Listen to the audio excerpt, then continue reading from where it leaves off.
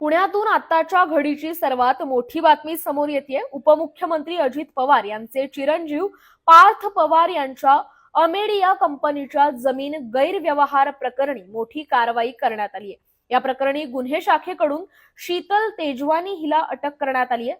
पार्थ पवार यांच्या कंपनीला शीतल तेजवानी हिने बेकायदेशीरपणे जमीन विक्री केल्याचा आरोप आहे। आर्थिक गुन्हे शाखेने या प्रकरणी अखेर शीतल तेजवानी हिला अटक केली आहे।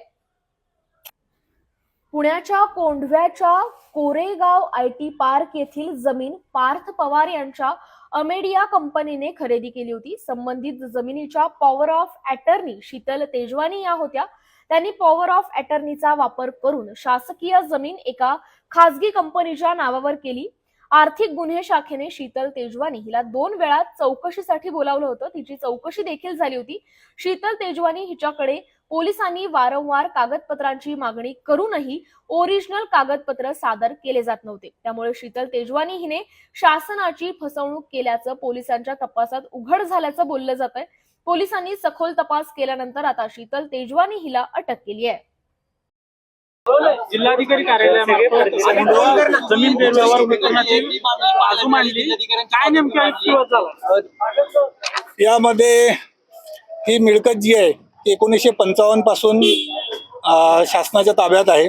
आधी जे ते महारवतन होतं, त्यानंतर 1955 ला ते महारवतन जे ते खालसा करून ती जमीन मिळकत जी आहे ती शासनाच्या ताब्यात आली आहे। त्यानंतर 1959 साली सदर जमीन जी आहे ती बॉटनिकल सर्वे ऑफ इंडियाला नामात्र भाड्याने दिली आणि ते वेळोवेळी तो भाडेपट्टा जो आहे तो वाढवण्यात आलेला आहे। 2038 पर्यंत तो भाडेपट्टा जो आहे तो अस्तित्वात राहणार आहे। त्याचप्रमाणे एकूण जर बघितलं तर सर्व रेव्हेन्यू रेकॉर्डला शासनाचंच नाव जे आहे ते मालक सदरी दिसून येतं। त्याचप्रमाणे यातील वतनदार जे आहेत महार वतनदार त्यांनी ही जमीन रिग्रांट करण्यासाठी 2011 मध्ये महसूल तेव्हाचे जे महसूल मंत्री आहेत त्यांच्याकडे अर्ज केला होता।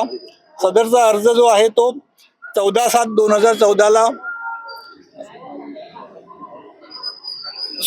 6 सप्टेंबर 2013 ला फेटाळण्यात आला। त्यानंतर त्या आदेशाच्या विरुद्ध जे वतनदार होते त्यांच्या वतीने शीतल तेजवानी यांनी मुंबई हायकोर्टामध्ये अपील दाखल केलं होतं। ते अपील 14/7/2014 रोजी फेटाळण्यात आलं। त्यानंतर पुन्हा 2021 मध्ये ह्या शीतल तेजवानीने बाकीचे वतनदार जे आहेत त्यांच्या वतीने पुन्हा अर्ज केला होता रिग्रांटसाठी, परंतु तो अर्ज सुद्धा 2021 मध्ये फेटाळण्यात आलेला आहे आणि तो आदेश जो आहे तो अंतिम आदेश आहे महसूल मंत्र्याचा। त्याचप्रमाणे खरेदी खत जे करण्यात आलेलं होतं शीतल तेजवानी आणि अमेडिया कंपनी यांच्यामध्ये, त्याच्यामध्ये दिशाभूल करण्याचा प्रयत्न जो आहे तो शीतल तेजवानीने केल्याचं दिसून येतं। मालक सदरी जे आहेत ते त्यांनी त्यांचं नाव टाकलेलं होतं वतनदारांच्या वतीने। त्याचप्रमाणे सदर मिळकत खरेदी देण्याचा शीतल तेजवानीला कुठल्याही प्रकारचा हक्क व अधिकार नव्हता। ती प्रॉपर्टी जी आहे ती शासनाचीच आहे। त्याचप्रमाणे यातील जे दुसरे सरकारी अधिकारी आहेत येवले आणि दुसरे एक सब रजिस्ट्रार त्यांना पण शासनाने निलंबित केलेलं आहे। सध्या ही मिळकत जी आहे ती बॉटनिकल सर्वे ऑफ इंडियाच्या ताब्यावहीवाटीत आहे, केंद्र सरकारचं जे खातं आहे। त्याचप्रमाणे ही प्रॉपर्टी जी आहे 1955 पासून आतापर्यंत शासनाच्याच ताब्यात आहे, आरोपींच्या ताब्यात ती कधीही नव्हती।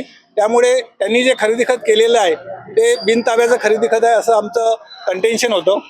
त्याचप्रमाणे सदरची मिळकत जी आहे ती 1200 कोटीपेक्षा जास्त किमतीची आहे, पण हे जे आरोपी आहे त्यांनी ती प्रॉपर्टी 300 कोटी असल्याचं खोटेपणा नमूद केलं, ते कोर्टाच्या निदर्शनास आम्ही आणून दिलेलं आहे। त्याचप्रमाणे 2018 जो बंद झालेला 7/12 आहे तो त्या खरेदी खताला लावून त्यांनी ते बिन ताब्याचं खरेदी खत जे आहे ते अस्तित्वात आणल्याचं दिसून येतं। कोर्टाने संपूर्ण बाजू ऐकून घेतली, आता आदेशासाठी प्रलंबित आहे। मी महाराष्ट्र शासनाच्या वतीने जिल्हाधिकारी यांच्या वतीने जिल्हा सरकारी वकील म्हणून बाजू मांडलेली आहे कोर्टात। सर, साधारण किती आरोपी आहेत आणि आरोपींची नावं काय? मुख्य आरोपी आणि आरोपी जे आहेत ते साधारण 8 आरोपी आहेत। सध्या तरी निष्पन्न झालेलं आहे. सर यामध्ये जे पाटील जे आहेत त्यांची काय चौकशी झाली किंवा काय अपेक्षित आहे पुढच्या कालावधीमध्ये पुणे पोलिसांकडे तुम्हाला? नाही, बेसिकली आम्ही जे ते कलेक्टर पुणेच्या वतीनेच मी बाजू मांडलेली आहे. इन्व्हेस्टिगेशन जे आहेत ते पोलिसांनी केलेलं आहे आणि त्याबाबत ते जे सरकारी वकील साहेब आहेत ते सांगू शकतील त्याबद्दल. तुम्ही अशी मागणी करणार होती येत्या कालावधीमध्ये जी काही ह्या महिलेची चौकशी चालू आहे, अटक करण्यात आली, आज हजर देखील केलंय, तर पाटील जे व्यक्ती आहेत आरोपी त्यांची देखील चौकशी व्हावी अशी तुमची मागणी असणार काय येत्या कालावधीमध्ये? नाही, हा विषय जो आहे तो इन्व्हेस्टिगेशन ऑफिसरचा आहे.